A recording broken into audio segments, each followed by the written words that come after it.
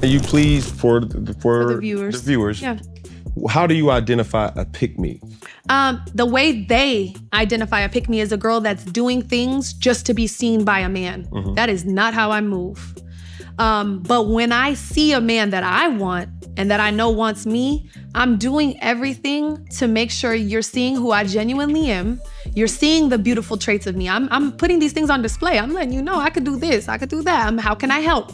How can I come in your life today and be your assistant, essentially? I like to do things like that. I'm an OCD. I came into a relationship, we'll say, and I organized the entire house from top to bottom. Closets, everything. How can I come into your life and be something? And that, to me, that's pick me energy. Like a lot of women will, or a lot of these psychologists and doctors will tell you, don't do too much before you get the ring. I don't believe in that. I believe I want to drive the car myself.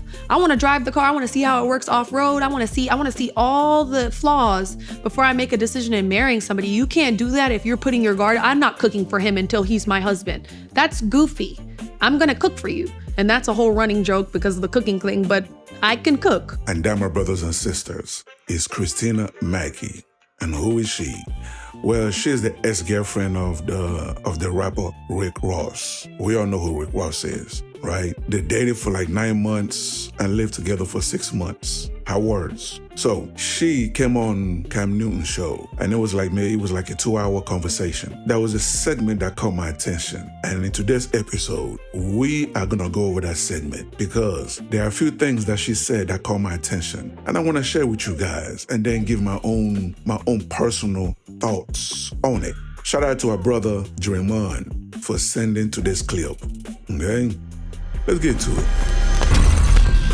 Hello, welcome to Reactions and Reviews. I'm your humble host, Eze. Thank you, and I hope you enjoy the show. My dear brothers and sisters, it's a long clip. It's a very long clip. So I will let it play out. I will let it play all the way through. And then I'm gonna come back and conclude with my thoughts. Okay? Let's go. What did that relationship teach you? It taught me to be quiet. No.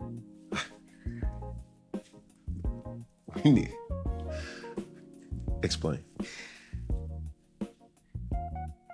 Everything doesn't need a response. And I didn't know that. I'm playing in a new field. Everything doesn't need a response. And everyone doesn't need to know how I'm feeling. I'm a woman that likes to speak about what I feel. I'm a woman that's very confident that I'm allowed to use my words. But as the 2 years have proceeded, it's been 2 years, I've learned I don't need to say something about everything. Did you really take that relationship serious? Oh, I was in love. What? Yeah, I was in love. He was working out with me. Okay. So. Did you think that you will fall into or go into the sunset, live happily ever after with him? No. But you were in love? Yeah. Explain that. You don't have to be, I'm not delusional. And I know a lot of people are like, oh, she's delusional. She thinks she's the last one standing. No, babe. I'm on a jet. I'm on a jet. This is my manifest. This is on my vision board. I have the vision boards. If y'all want the screenshots, insert now. I was on a jet with a man that made me laugh. That was hot. That was fly. I don't care. Y'all can't tell me that wasn't fly. That was fly. He had me on a jet every day, almost every day of this. We were together 9 months. We lived together 6 months. We was sticking and moving. Yeah. He was laughing. I was laughing. Laughter is the something of joy. What's the word? What's it? Something. It's the glue. It's the glue of joy. I love that. Laughter is the glue of joy. Yeah. And I was laughing. You want to meet someone funny? Go interview that man. I've been trying. Yeah, I might figure it out, but yeah, no, laughter. But while y'all was tickling each other and like, wait, real quick, have you ever woke up out of your sleep cracking up? Like, I'm talking joke in your ear. Have you ever done that before? That sets the day. That sets the premise of the day to be just joyous. Do you know who I sleep with? No. She's a comedian. Is she? Are you joking? No. Okay. She's a comedian. Just a whisper of that laughter that's what's gonna heal our earth. Laughter, I'm telling you. Yeah. Talk about it later, but. Through that time, laughter couldn't keep y'all together. So what was something that you was realizing like, yo, this may not be the situation for me? I think that a boss like that needs someone to sit down. Sit down. Go be in his life and sit down. Sit down. Have a great life. Be on the jet. Laugh. Sit down. Don't do too much. What do you mean, don't do too much? Don't do too much. I'm doing too much. I'm here. I'm in this city. I'm getting hosting. I'm getting booking. I'm writing a book. I have an app. I'm working out. I'm working out with celebrity men. I'm doing all these cool things. You're doing too much. You're getting too much attention, right? And these are not his words. This is not something he insinuated on me. This is an observation I made as being in the seat. Yes. Sit down, Christina. Like, you're doing too much. I'm trying to record a song. Stop. We're not recording right now. What? Nigga, yes, I am. And I'm that kind of girl. I don't need a man to, that's what we were talking about earlier, to full circle. I don't need a man to come in my life and you're not my daddy. You're not my father. I'm not a child. But there's a lot of contradiction that's coming with what you're saying now. How? If you made it this far, hit that like button and leave a comment to trigger YouTube's algorithm. So hit that subscribe button and hit that bell to let you know every time I upload a new video. It was fun. Okay. That was joy. It wasn't a day I didn't laugh. He cured my little pimples because I was just laughing all the time. Yeah. I was full of serotonin. I was full of the chemical in your brain that is happy.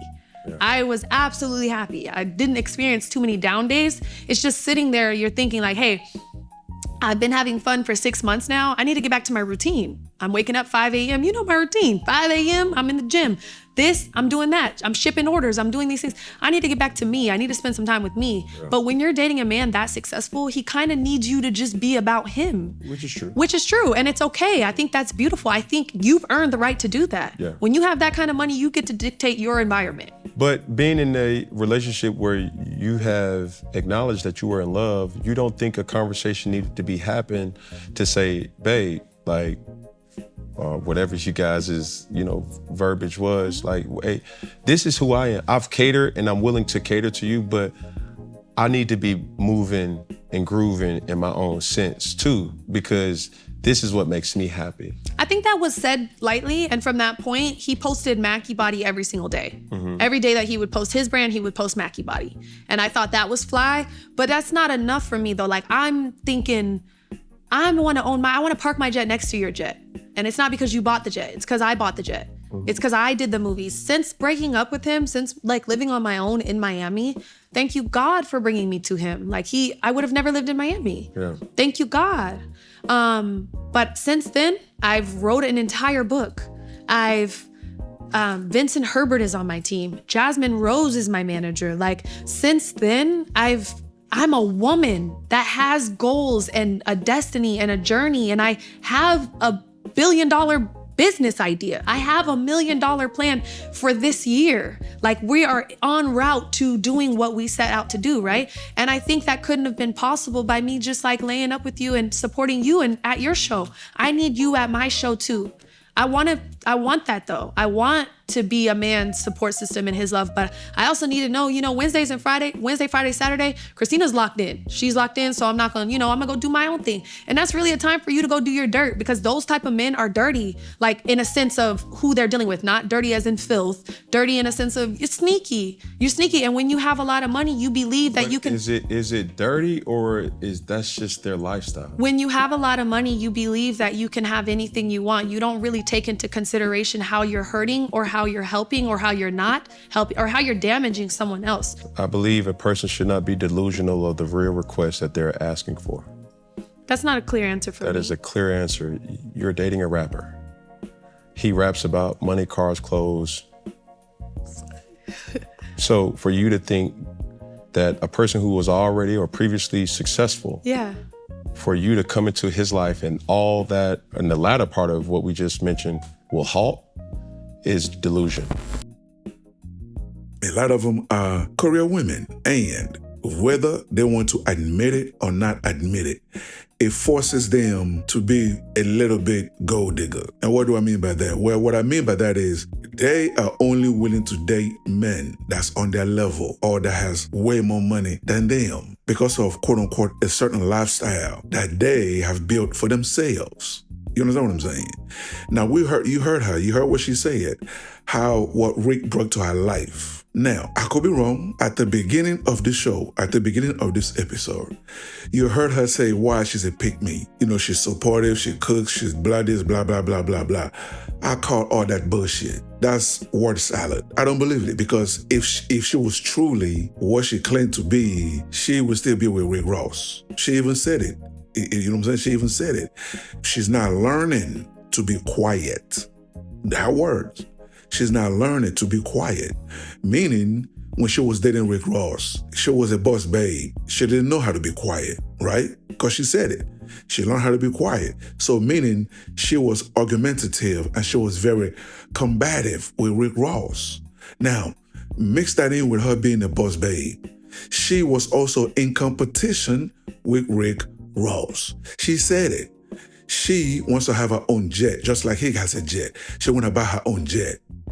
She's chasing money just like he's chasing money. Most men on this planet do not want their women to compete with them. So I don't know what she's talking about, let alone a man that has the kind of money as Rick Ross, and then add in the kind of fame with Rick Ross. They don't need your money. They can care less about your education. Whatever the hell you think you're doing, they don't give a damn about that, especially if they're looking for a wife material. They want a woman that's all about building a family, that wants to be a wife, that wants to be a mother, a stay-at-home mother, not a woman that's hustling like them. It's not gonna work. Now, what do you guys think?